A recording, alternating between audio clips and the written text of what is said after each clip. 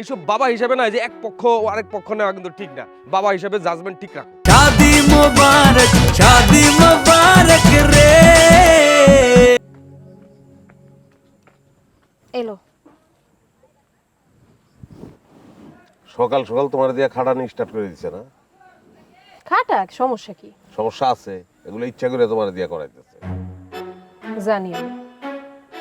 যাই না, চুপচাপ থাকবা। তো কি করুন, নতুন আইছি।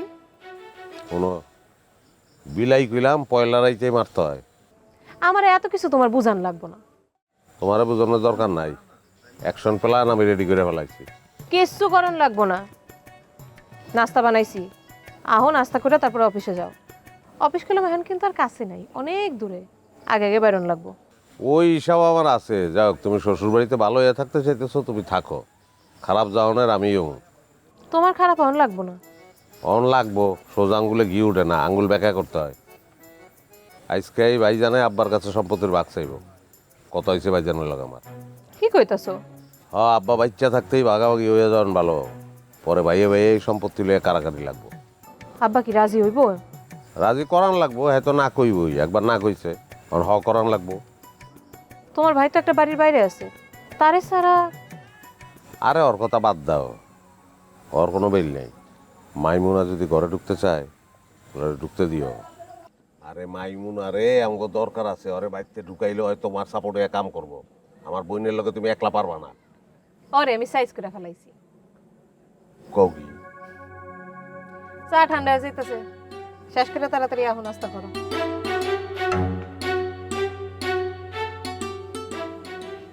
তো আমারও করতে হবে। তুমি তোমার জমি জমা সহায় সম্পত্তি কেমনে সামলাইবা সেটা চিন্তা করো। হ্যাঁ, এইবার তো আমার মনে হয় না তুমি সহায় সম্পত্তির ভাগ না দিয়া পারবা ভাই। একজনও সহায় সম্পত্তির ভাগ ছাড়বো না। তত সোজা হবে কম যায়, ব্যাপারটা তত সোজা না। আমি এখনো জিন্দা আছি, মইরা যাই নাই। এই আজাইরে কথা বাদ দিয়ে তুই এখন হাবুর কাছে যা। হাবুর কাছে যা, কর বইনেরে নিয়ে যাইতে। মানে কইলে কি নিয়ে যাবো নাকি? হ্যাঁ, মাইমুনা বউ যাইবো না, আর সবার আগে বাধা হয়ে দাঁড়াইবো ছোট ভাই। পিটুরে, পিটুর আমি ত্যায্য করুম, সম্পত্তি থেকে পিটুর আমি বঞ্চিত করুম। মানে এই যে পাইছো একটা কথায় কথা সম্পদ, মানে কিছু কইলেই ত্যায্য করুম কেন?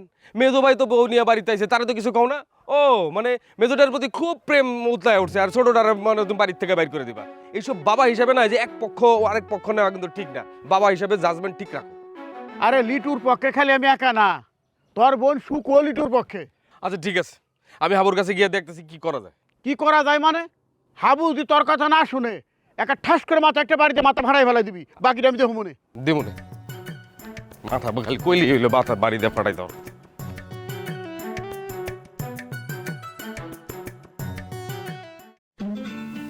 পিপি ভাই এই অসময় নেই।